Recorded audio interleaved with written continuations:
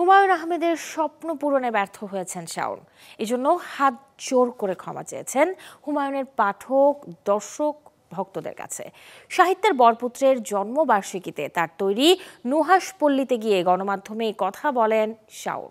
আমি আপনাদের মাধ্যমে যখন বলেছি যে হুমায়ূন আহমেদের জাদুঘর ঘরটা করবার কথা বাস্তবায়ন করতে চেয়েছি, বা হুমায়ূন আহমেদের অন্যান্য অনেক স্বপ্ন যেগুলো নিয়ে হতাশা আপনারা বলছেন, আমি প্রতিটাই চেষ্টা করেছি বিভিন্নভাবে। আসলে ব্যাপারটা তো শুধু আর্থিক না যে টাকা তুললাম আর করে ফেললাম, অনেকগুলো আসলে আহ, মানে অনেক নিয়মতান্ত্রিক উপায়ের ভিতর দিয়ে যেতে হয়।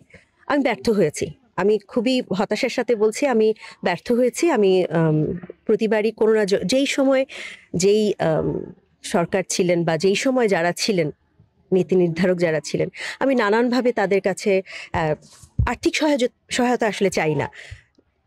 নীতি নির্ধারণ করার বা এই জিনিসটাকে গুছিয়ে করবার জন্য একটা যে মেন্টাল সাপোর্ট বা একটা কমিটি গঠন করা, বা দেশের যারা বড় বড় বুদ্ধিজীবী আছেন, চিন্তাবিদ আছেন, তাদের কাছেও আসলে আমি তারা যদি পাশে থাকতেন আমার জন্য হয়তো বা করাটা সম্ভব এতদিনে হয়ে যেত।